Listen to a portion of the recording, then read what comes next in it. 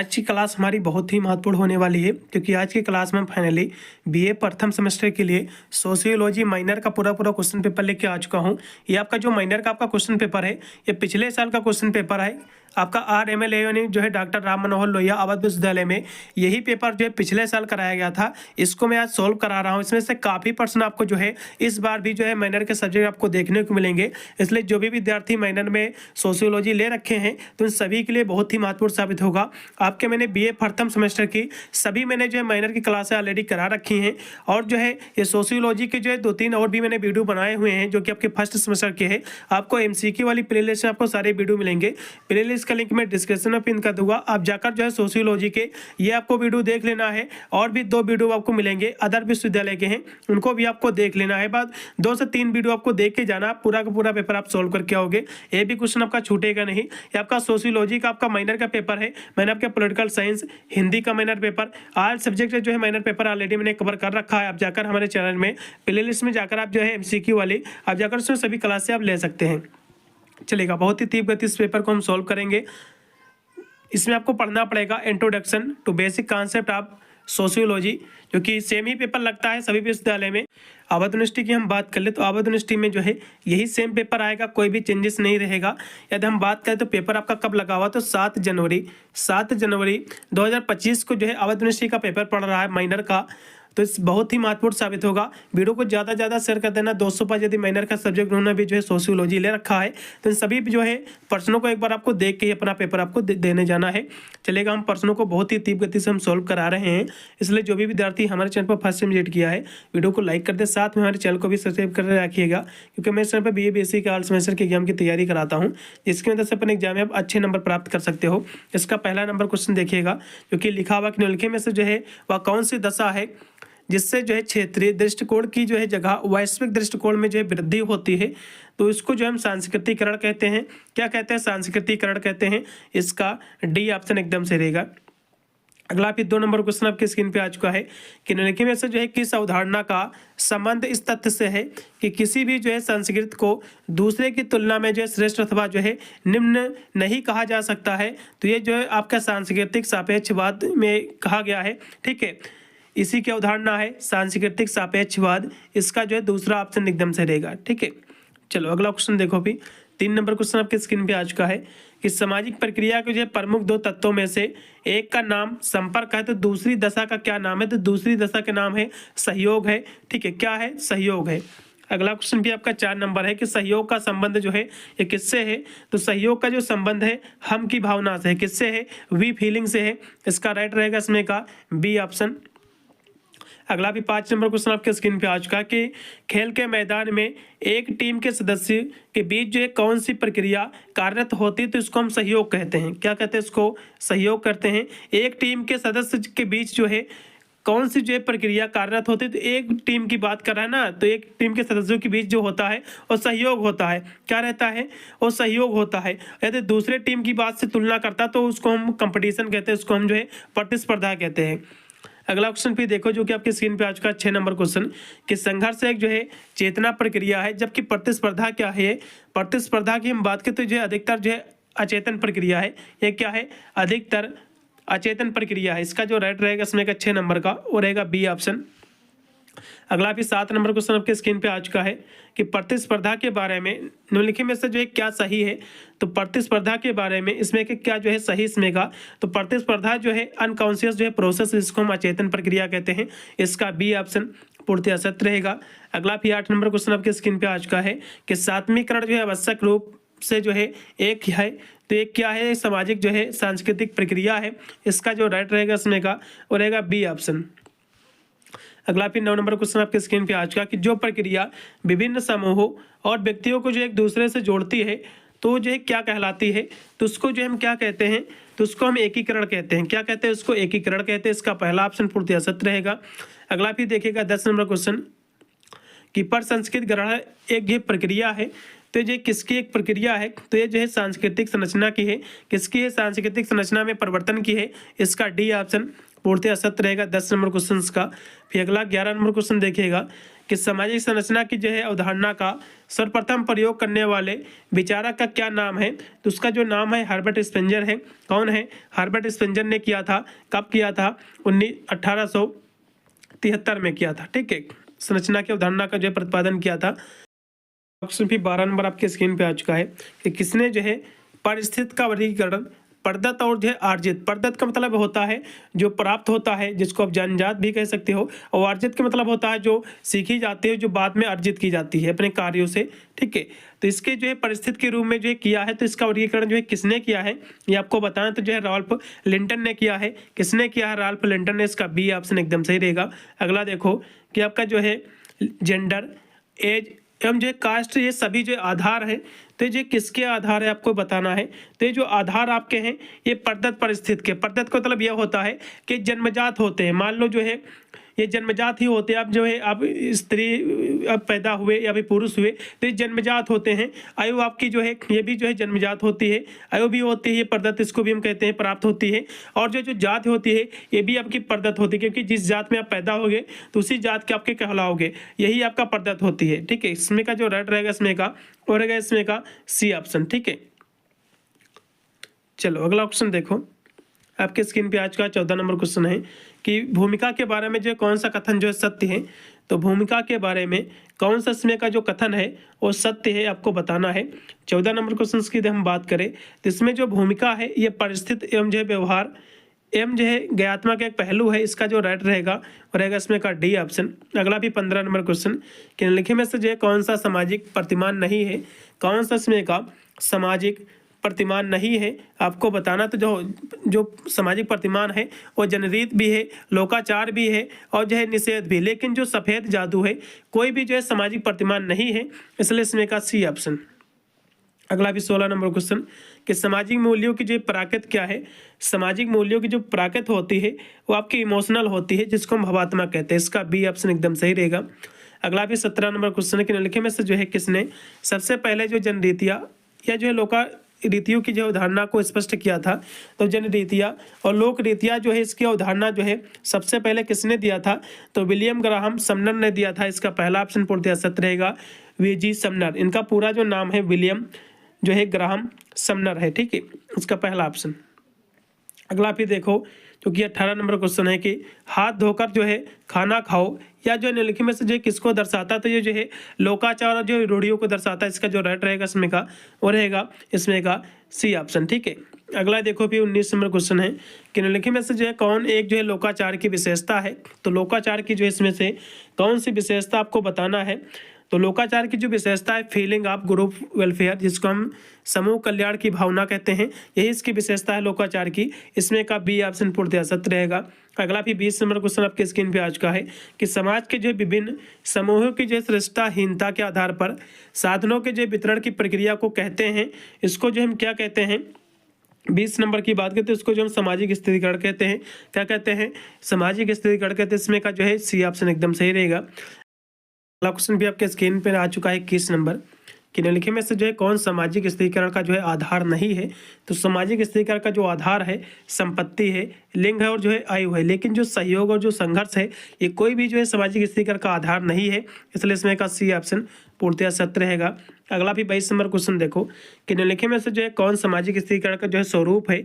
तो कौन इसमें का जो है सामाजिक स्थिरीकरण का स्वरूप है।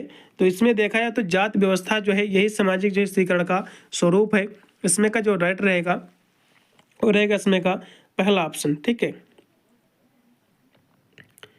चलो अगला क्वेश्चन भी देखिएगा आपके स्क्रीन पे आज का 23 नंबर क्वेश्चन है कि निम्नलिखित में से जो है कौन सामाजिक स्थिरीकरण का जो है आधार है। तो सामाजिक स्थिरीकरण जो इसका जो आधार है वो है संपत्ति है। क्या है? संपत्ति है। ठीक है, इसमें और कोई नहीं इसमें का है। अगला भी आपकी स्क्रीन पे आज का जो कि है 24 नंबर क्वेश्चन कि सोशल एंड कल्चरल डायनामिक्स जो पुस्तक है ये पुस्तक किसकी है आपको बताना है। तो जो आपकी पुस्तक है पीटरेम सोरोकिन की पुस्तक है। इसका जो राइट रहेगा इसमें का और रहेगा इसमें का सी नंबर। अगला भी आपकी स्क्रीन पे आज का 25 नंबर क्वेश्चन है कि निम्नलिखित में से जो है कौन एक दशा जो है सामाजिक गतिशीलता का जो उदाहरण नहीं है आपको बताना है। तो जातियों की जो है संख्या में वृद्धि होना ये इसके कोई भी जो है सामाजिक गतिशीलता का कोई भी जो है ये उदाहरण नहीं है। इसलिए इसमें का जो राइट रहेगा विकल्प वो रहेगा इसमें का बी ऑप्शन। ठीक है, जात की संख्या में वृद्धि होना कोई भी इसका जो है सामाजिक स्थिरता का कोई भी जो उदाहरण नहीं है और सभी इसके उदाहरण हैं। अगला देखो फिर 26 नंबर क्वेश्चन है कि स्वतंत्रता के बाद भारत में अनुसूचित जातियों और सामाजिक परिस्थिति में होने वाला परिवर्तन जो है ये किसका उदाहरण है? तो आपका जो है उदग्र गतिशीलता का है, वर्टिकल जिसको हम कहते हैं वर्टिकल मोबिलिटी का है। ठीक है, इसमें का जो राइट रहेगा वो रहेगा इसमें का सी ऑप्शन। ठीक है, चलो अगला क्वेश्चन देखो 27 नंबर कि खेत में जो है मजदूरी का काम करने वाला कोई जो है भूमिहीन श्रमिक यदि जो है नगर के कारखाने में जाकर मजदूरी करने लगे तो जो है इसको हम क्या कहते हैं? तो इसको जो है क्या कहते हैं? तो इसको जो है आरोही गतिशीलता कहते हैं। इसको क्या कहते हैं? आरोही गतिशीलता कहते हैं। इसमें का जो राइट रहेगा वो रहेगा इसमें का बी ऑप्शन। अगला देखो भी समाजशास्त्र के जनक कौन है? अगस्त कंपटे हैं, सभी को पता होगा। ये क्वेश्चन तो 100% फंसने ही वाला है। फिर अगला क्वेश्चन आपके स्क्रीन पे आ चुका कि सोशियोलॉजी। सोशियोलॉजी जो है ये दो शब्दों से मिलकर बना है। ठीक है, तो ये दो शब्द किस भाषा के शब्द हैं आपको बताना है। तो सबसे पहले दो शब्दों से मिलकर जो बना है सोशियोलॉजी, ये दो शब्द हैं क्या पहले ये भी समझ लो। तो दो शब्दों से जो मिलकर बना है वो बना हुआ है सोशियस। किससे बना हुआ है?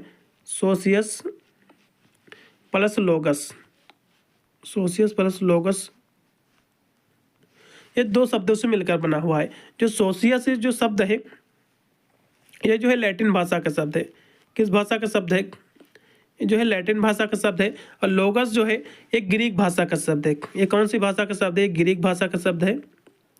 ठीक है, इसलिए इसमें का जो है आप देखो लैटिन और ग्रीक, इसमें का जो है डी ऑप्शन एकदम सही हो जाएगा। लैटिन और ग्रीक भाषा का शब्द है। ठीक है, अगला देखो भी जो कि 30 नंबर क्वेश्चन आपके स्क्रीन पे आ चुका है कि समाजशास्त्र के जो दो संप्रदाय कौन से आपको बताना है। तो इसके जो दो संप्रदाय हैं वो है स्वरूपात्मक और जो है समन्वयात्मक। इसमें का जो राइट हो जाएगा इसमें का पहला ऑप्शन 30 नंबर क्वेश्चन का। अगला फिर देखो 31 नंबर क्वेश्चन है कि निम्नलिखित में से जो है कौन स्वरूपात्मक संप्रदाय का जो है समाजशास्त्री नहीं है? तो इसमें का कौन सा नहीं है? तो जो 31 की हम बात करें तो इसमें जो मैक्स वेबर है ये इसमें का नहीं है संप्रदाय का, और सभी हैं। ठीक है, अगला भी क्वेश्चन आपके स्क्रीन पे 32 नंबर है कि समाजशास्त्र जो है सामाजिक व्यवस्था और प्रगति का विज्ञान है। ये जो है कथन जो है स्टेटमेंट है, ये किसका कथन है? तो जो है ये जो कथन है वो अगस्त कंपटे का कथन है। किसका है? ये अगस्त जो है कंपटे का कथन। इसका जो राइट रहेगा इसमें का रहेगा इसमें का सी ऑप्शन। अगस्त कंपटे का ये कथन है, इसमें का सी ऑप्शन पूर्णतः सत्य हो जाएगा।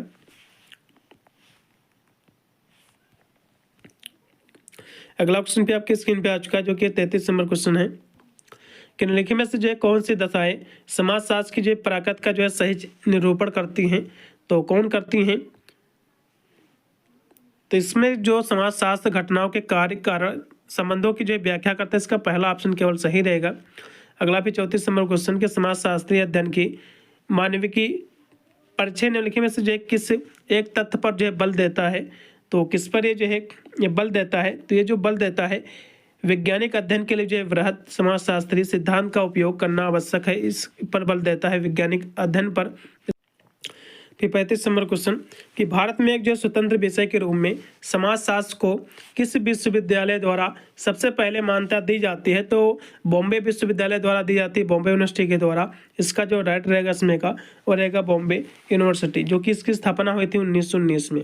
कब हुई थी? 1919 में।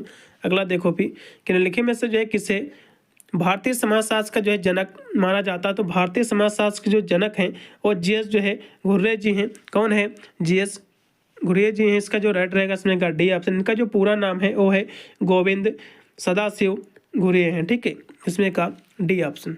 अगला भी 37 नंबर क्वेश्चन देखो कि समाजशास्त्र अन्य जो है सामाजिक विज्ञानों की ना ही बल्कि गृह स्वामिनी है और ना ही जो है दासी है, अपितु जो है उसकी बहन है।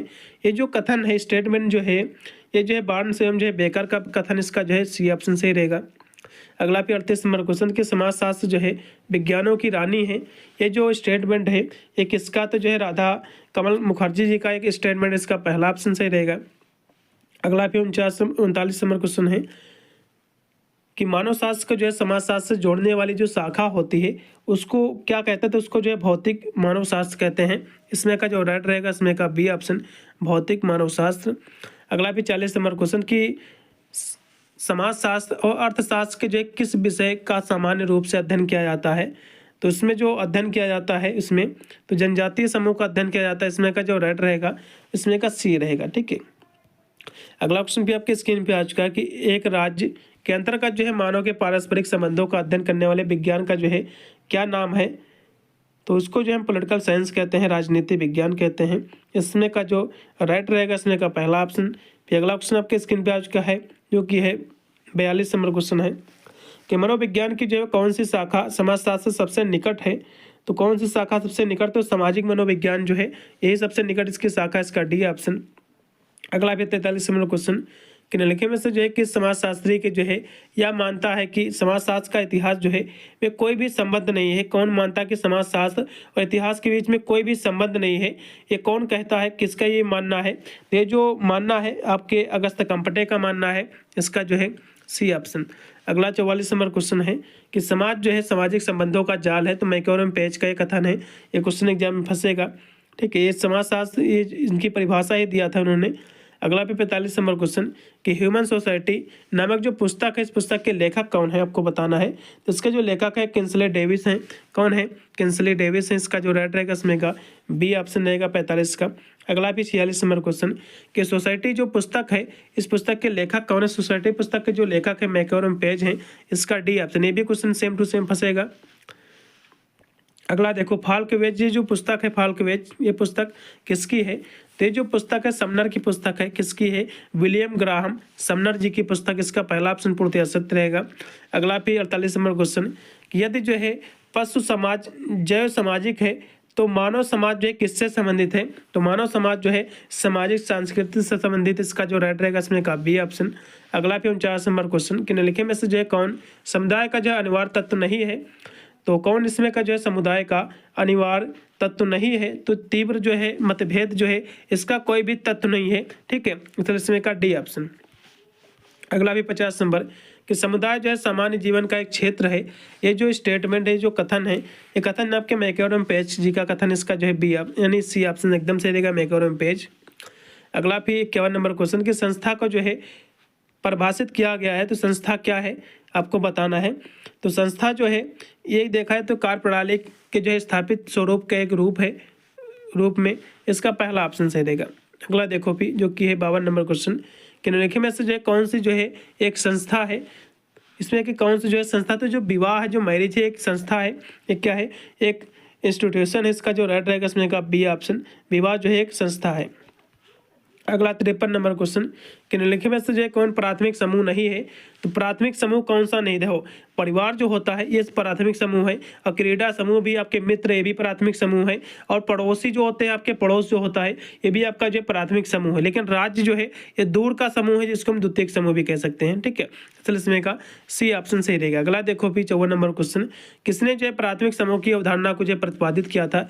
तो प्राथमिक समूह की अवधारणा और द्वितीयक समूह की अवधारणा, ये जो अवधारणा दी थी C.H. कूले ने दिया था। किसने दिया था? C.H. कूले ने। इसका पहला ऑप्शन एकदम से रहेगा। अगला फिर देखो 55 नंबर क्वेश्चन है कि द्वितीयक समूह शीत जगत का निर्माण करते हैं। यह जो कथन है किसका कथन? तो जो है PH आपका जो है लैंडिस का कथन। इसका जो है बी ऑप्शन एकदम सही रहेगा 55 नंबर क्वेश्चन का।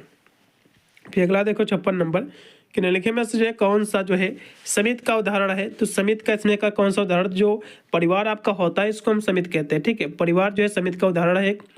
इसका जो है राइट रहेगा इसमें का फैमिली, सी ऑप्शन। अगला भी 57 नंबर क्वेश्चन है कि निम्नलिखित में से जो है कौन सी विशेषता समिति की है? तो समिति की विशेषता क्या है आपको बताना है।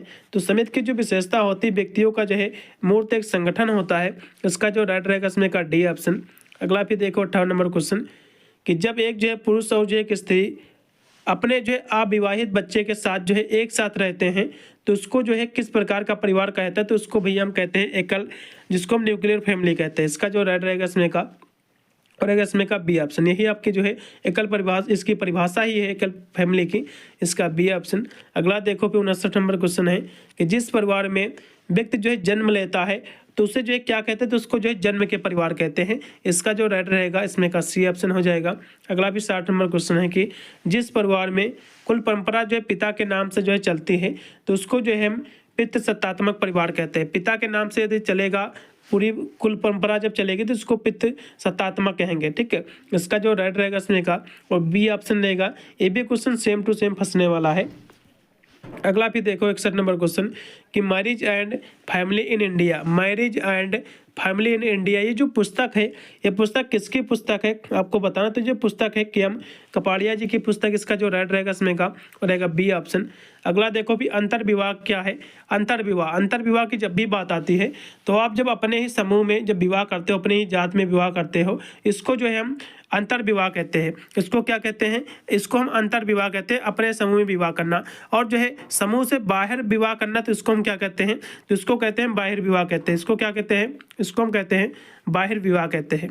ठीक है, बाहिर विवाह जो होता है अपने समुदाय से जब बाहर किसी आप समुदाय में शादी करते हैं तो उसको हम बाहिर विवाह कहते हैं। यदि अपने ही जो है समुदाय में शादी करते हैं तो उसको जो हम जो है अंतर विवाह कहते हैं। ठीक है, ये दोनों याद कर लेना है, एग्जाम में फंसेगा।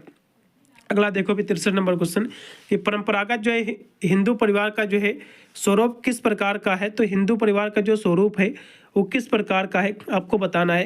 तो ये जो परिवार है ये आपका संयुक्त फैमिली का है, जॉइंट फैमिली का। इसका जो राइट रहेगा इसमें का डी ऑप्शन। अगला भी क्वेश्चन कि एक जो है विवाह का सिद्धांत, एक विवाह का सिद्धांत जो है किसने दिया है। तो वेस्टर मार्क ने दिया है या फिर किसने दिया, तो वेस्टर मार्क ही दिया है। इसका पहला ऑप्शन एकदम सही रहेगा। अगला देखो इमेल दुर्खीम के अनुसार जो है धर्म क्या है।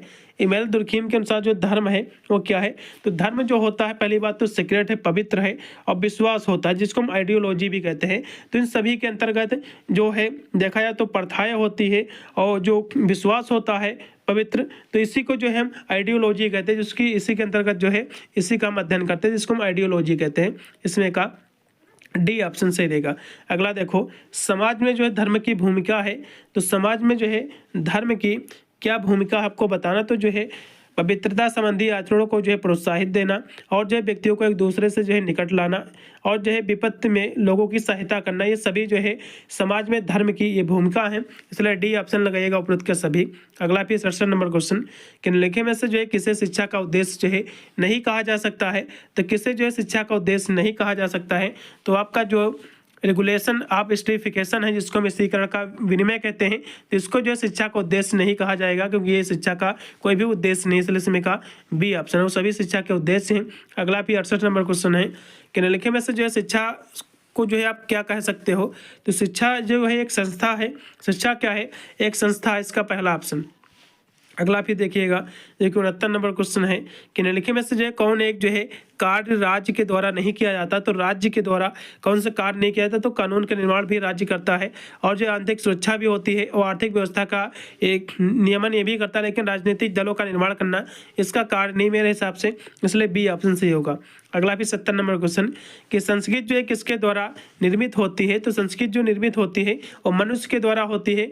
ठीक है, मनुष्य ही चाहेगा तो कल्चर को निर्मित करेगा, नहीं फिर उसको त्याग देगा, इसलिए डी ऑप्शन। अगला देखो 71 नंबर क्वेश्चन कि संस्कृत का जो है मुख्य वाहक क्या है। तो संस्कृत का जो मुख्य वाहक है वो क्या है आपको बताना। तो सामाजिक आपका मानदंड है, इसमें का सी ऑप्शन एकदम सही रहेगा 71 नंबर क्वेश्चन का। अगला देखो फिर 72 नंबर क्वेश्चन की सांस्कृतिक विलंबना की अवधारणा जो है ये किसने दिया था। तो सांस्कृतिक विलंबना की अवधारणा जो अकबर ने दिया था, इसका जो राइट रहेगा इसमें का बी ऑप्शन। अगला भी 73 नंबर क्वेश्चन की जो है सभ्यता संस्कृत का जो है पर्यावरण है, ये जो कथन है जो स्टेटमेंट है ये आपका जो है रॉबर्ट बीर स्टेट का स्टेटमेंट, इसका जो राइट रहेगा इसमें का बी ऑप्शन। अगला भी 74 नंबर क्वेश्चन कि निम्नलिखित में से जो है सभ्यता का कौन सा अंग नहीं है आपको बताना है। तो इसमें का कौन सा जो है सभ्यता का अंग नहीं, तो जो आपका न्यूक्लियर जो पावर आपके दी हुई है जिसको परमाणु हम शक्ति कहते हैं, ये कोई भी जो है सभ्यता का अंग नहीं है, इसलिए इसमें का बी ऑप्शन से हो जाएगा और सभी इसके जो है अंग हैं। ठीक है, चलो अगला देखो फिर 75 नंबर क्वेश्चन लास्ट में आपके जो कि बचा हुआ है कि भारत में जो है बहुलवाद का रूप निम्नलिखित में से जो है किस प्रक्रिया से जो है संबंधित है। तो बहुलवाद का ये जो प्रक्रिया से संबंधित है ये आपके संबंधित है सांस्कृतिक बहुलवाद से, जिसको हम सातवीकरण भी कह सकते हैं। इसमें का जो राइट रहेगा इसका पहला ऑप्शन लगाइएगा। पूरा पेपर सॉल्व कर दिया है, पेपर जैसे ही हो जाएगा तो पेपर मुझे जरूर भेज दीजिएगा। मेरा व्हाट्सअप नंबर है, फिर जो है मुझे टेलीग्राम नंबर मेरा चैनल है उस पर भी आप भेज सकते हैं, उस पर व्हाट्सअप कर सकते हो पेपर अपना। फिर मेरा टेलीग्राम जो चैनल है उस पर भी आप अपना पेपर भेज सकते हो, उसकी मैं आंसर की करा दूंगा, जिससे आपको एक आइडिया लग जाएगा कितने परसेंट गोल आपने जो है सही अपनी OMR सीट पर भर के आए हुए हैं। मिलता हूँ वीडियो के लिए, तब तक सभी को thank you for watching this video.